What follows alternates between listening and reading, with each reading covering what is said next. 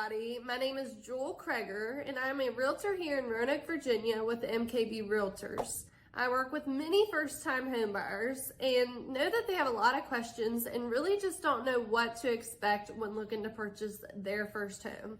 So I wanted to provide this video in order to give some insight and knowledge on how to be best prepared when looking to purchase your first home.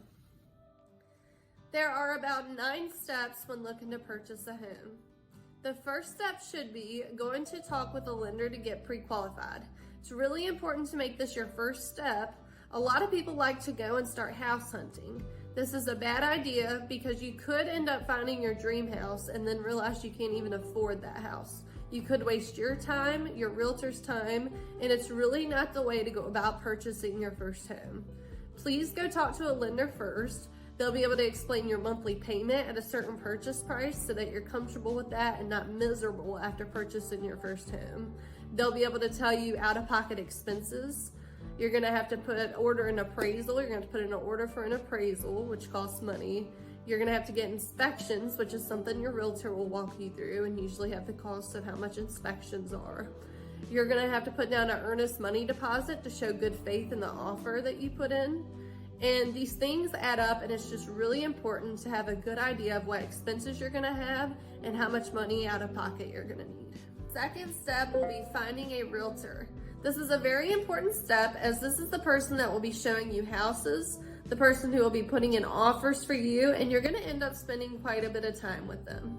It's important that you click well with them and communicate effectively with them. They need to know your must-haves in a home. They need to know what you like about certain homes and what you don't like about certain homes. This is very important as you'll save so much time in the house hunting process. They won't be sending you listings that you're really not interested in. You won't be looking at homes that you would never really even think about putting in an offer for. This way you can focus on the ones that you really would like to purchase. Go see them, get in the door, and hopefully they can help you find your dream home. Step 3 is house hunting. Yay! House hunting can be very enjoyable. It can also be a little bit stressful and put you on edge depending on the current market. This is why step 2 is so important. Let your realtor do the work for you. Make sure you're communicating with them because this way you're looking at the houses that you're most interested in and you have a chance to compete if it is a hot market. Even if it's not a hot market and you can kind of, not rush on things, which is always nice, it's still important to be time efficient. And if you see a house pop up on the market, your realtor should be setting time aside to make sure that you can look at that house in a pretty quick time frame. And that way you're not missing out on houses that really match your criteria. Step 4, putting in an offer. This is a very exciting time as all of your hard work, time spent, and efforts house hunting has finally paid off. You have found the house that you're ready to try to move forward with. Your agent should walk you through each step of the offer so that you can be at ease as you're trying to move forward with the house that you're interested in. Putting in an offer can go a couple different ways. Your agent will submit the offer to the listing agent who will present the offer to the seller. So your agent's gonna send the offer that you sign to the listing agent and they'll present it to their client, the seller. The seller could go 3 different ways. The seller could downright accept your offer, which is awesome. Doesn't always work like that. The seller could decline your offer and accept a different one. In a hot market, they could have multiple offers and they could just say that your offer is not accepted and you have to move on. The third way that it could go would be getting a counter offer. So the listing agent will present your original offer to the seller and the seller will say, I want a different purchase price, a little bit higher of a purchase price maybe. They could say, I don't want it to be contingent on inspections if they're trying to sell it as is. They could say that they want a higher earnest money deposit, a higher amount for good faith. There's just multiple different things that they could counter. And that's something that your realtor should walk you through before you start submitting offers so that you kind of know what to expect. But that's just, submitting an offer does not mean that it's just gonna get accepted and it's that easy. There are times where that happens, but that's just not always the case. So you should be informed on if it's a hot market and it's competitive out there, you should be informed on what to expect for counter offers and just if you get declined, you should be ready to move on and look at other houses. Step 5, getting inspections. Your offer has been accepted and you are ready to try to move forward with inspections.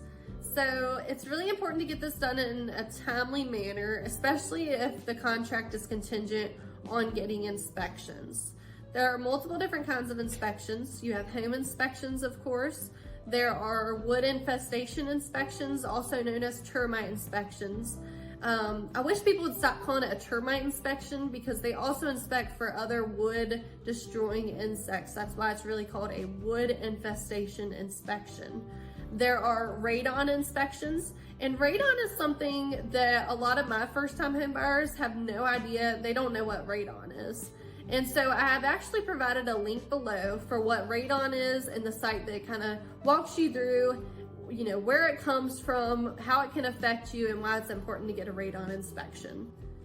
Obtaining homeowners insurance. So you have made it through the inspection process. There could have been some negotiating involved, but ultimately you're ready to start getting things in order to live in this house. You're gonna need homeowners insurance. It's a really good idea to get multiple quotes and estimates from different companies that offer homeowners insurance, as you could save a good amount of money. I also tell my clients who have purchased their first home, it's a good idea to shop around about every 2 years, and you could find a little bit cheaper homeowners insurance than what you currently have. Step 7, you've got your homeowners insurance in place, and you need to start thinking about having your utilities ready to go for move-in day. So, you know, you're gonna need water, electricity. If there's gas, you're gonna need gas connected. Just multiple utilities that you need. You could need to have the internet set up if that's something that you're gonna need immediately, cable if that's important to you.